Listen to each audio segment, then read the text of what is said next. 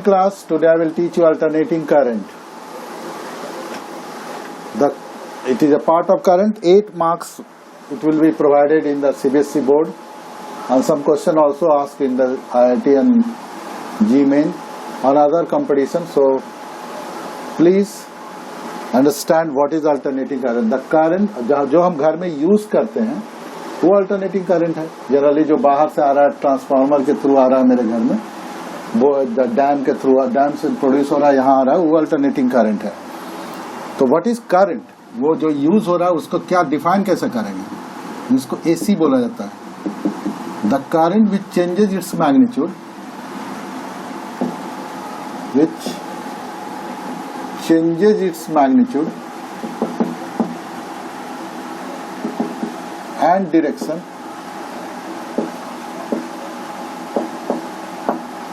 periodically is called alternating current.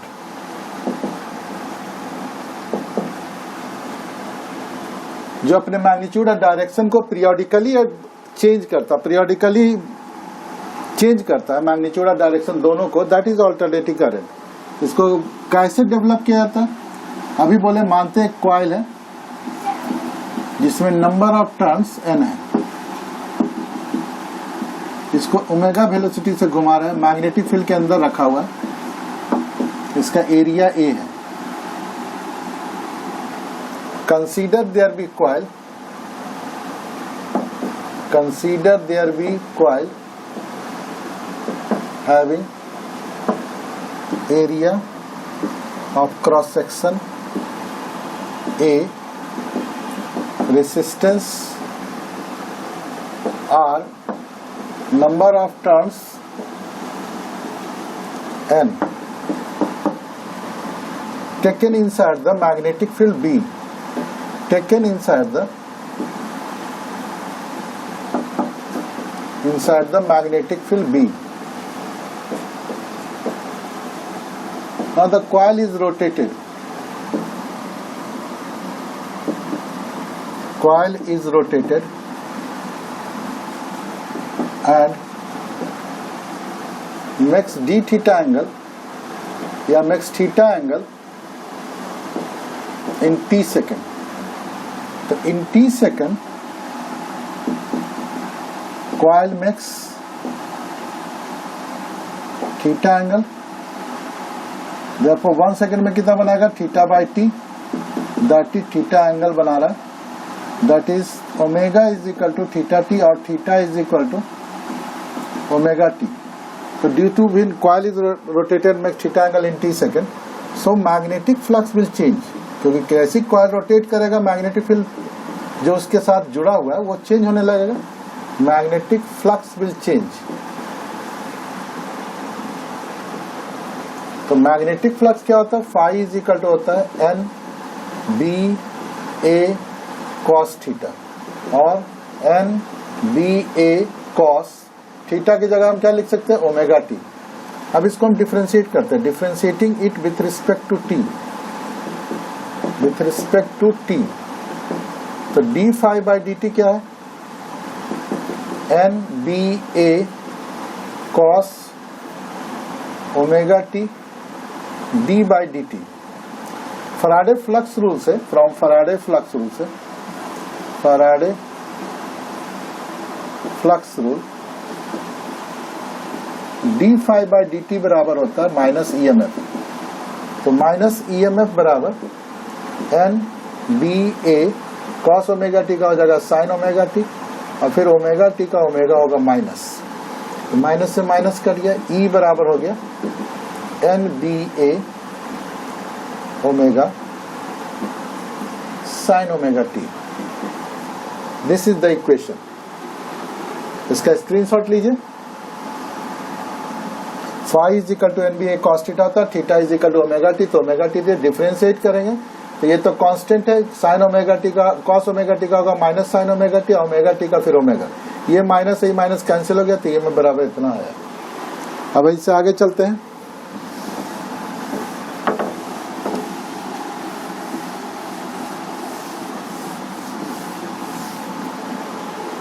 E is equal to आया,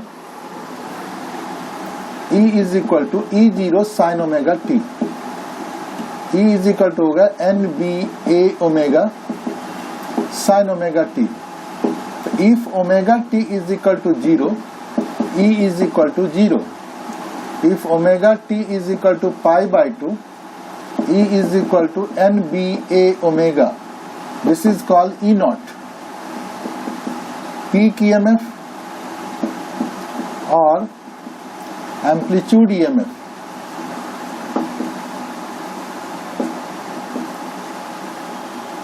If omega t is equal to pi, E is equal to NBA omega into cos sin pi होता है 0। if omega t is equal to 3 pi by 2, तो E is equal to होता है minus NBA omega। if omega t is equal to 2 pi, E is equal to होता है 0। तो अगर हम ग्राफ खींचे 0 pi by 2 pi 3 pi by 2 2 pi, तो इस पे 0 होता है, इस पे मैक्सिमम होता है, फिर ये 0 होता है, फिर ये नेगेटिव मैक्सिमम होता है, फिर ये 0 होता है। ये ग्राफ है। Here the coil has resistance, coil has, therefore we can say E is equal to, here we can say E is equal to NBA omega, this is E naught, E naught sin omega t। This is the equation of instantaneous EMF।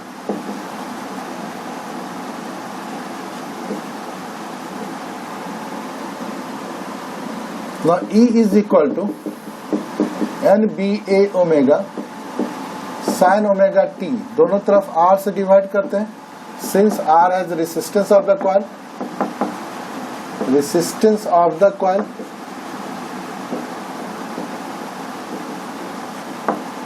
I is equal to हो जाएगा NBA omega R sin omega t। तो I, if omega t is 0, I is 0। if omega t is equal to pi by 2, I is equal to NBA omega by R। if omega t is equal to pi, I is equal to 0। if omega t is equal to 3 pi by 2, I is equal to minus NBA omega by R। if omega t is equal to 2 pi, I is equal to 0।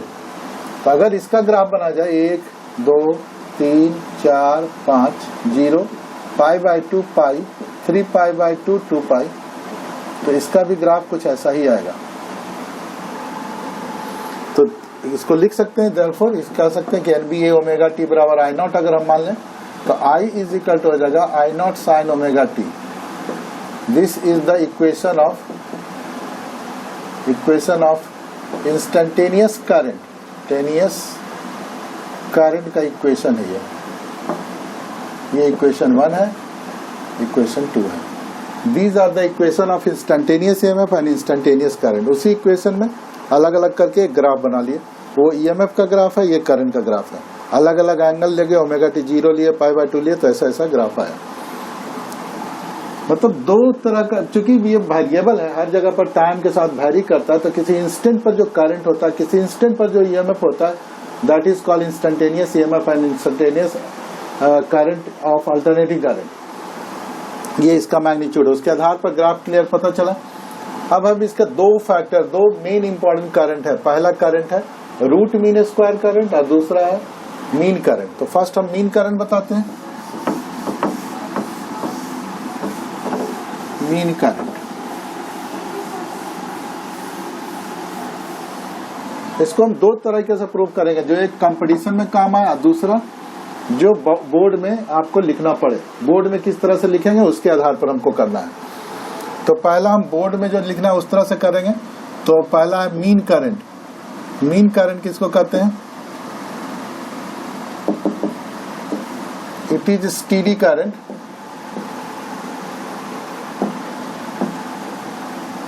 which produces which sends same amount of charge, a steady current which sends same amount of charge through a resistor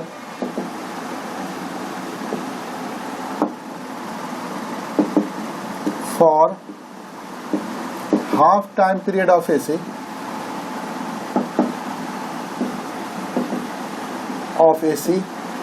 as AC sends same amount of charge through same resistor for same time period.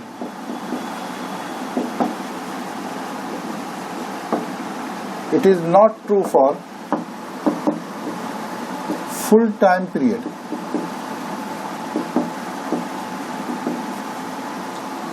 A steady current is sent same amount of charge through a resistor for half time period of AC as AC sends same amount of charge through same resistor for same time period. It is not true for full time period. Full time period के लिए जैसे अब हम distance और displacement चलते हैं, एक यहाँ से स्कूल गए, स्कूल से लौट गए, ये फुल टाइम पीरियड होगा. तो अगर डिस्टेंस एक तरफ हाफ टाइम पीरियड के चलते एक तरफ स्कूल से जाए तो जितना डिस्टेंस होगा उतना ही डिस्प्लेसमेंट होगा. लेकिन फुल टाइम पीरियड माने यहाँ से गए स्कूल और स्कूल से वापस लौटा है तो डिस्टेंस तो डबल हो गया लेकिन डिस्प्लेसमेंट जीरो हो गया. उसी तरह से अल्टरनेटिंग करंट है. किसी भी सर्किट में अगर एक सेकंड के लिए भेजा जाए तो एक टाइम या एक इंटरवल के लिए भेजा जाए, हाफ टाइम के लिए अगर भेजा जाएगा तो जितना चार्ज एसी फ्लो करेगा उतना ही डीसी फ्लो करेगा, क्योंकि उसका ग्राफ कुछ ऐसा सीधा सा होता है. लेकिन इसका ग्राफ ऊपर जाता है तो पॉजिटिव हो गया, नीचे जाता है निगेटिव हो गया, तो फुल टाइम पीरियड के लिए इसका चार्ज जीरो हो जाता है. इसको हम प्रूव करते हैं. फॉर डीसी चलते हैं पहले. क्यू बराबर क्या होता है? It is denoted by I am.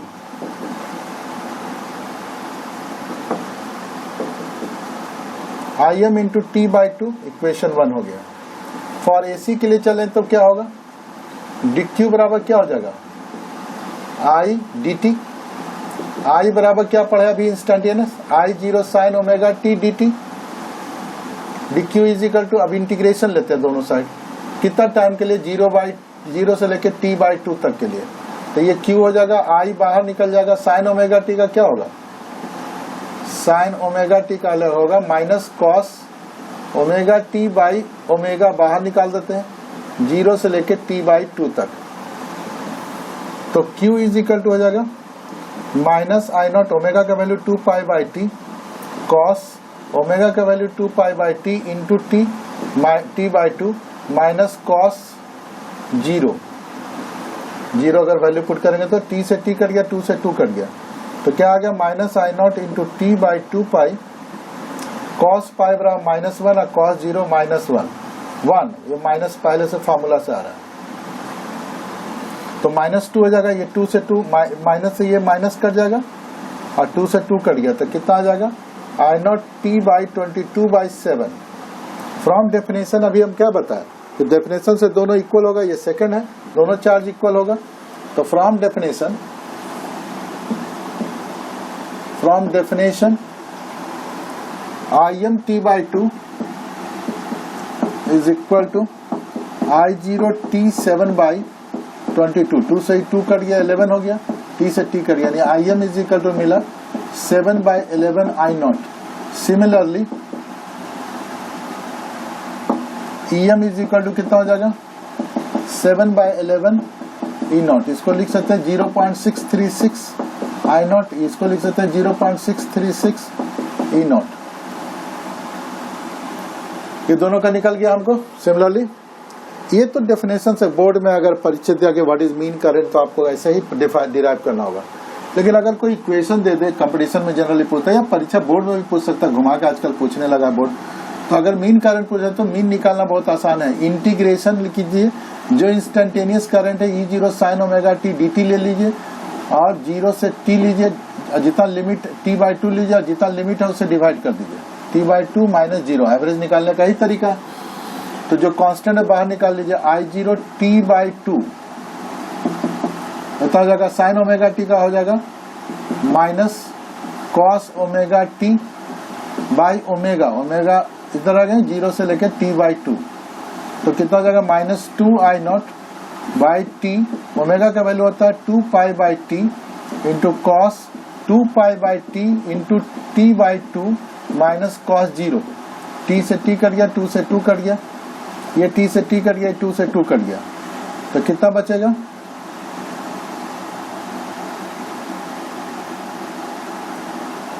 To कहाँ से आया, I0 t/2 ऊपर गया था, ठीक है, तो कितना आ गया -1 हो गया, माइनस माइनस प्लस, तो 2I0 बाई पाई 22/7, 2 से ही कट गया 11, कितना आ गया I0 7/11।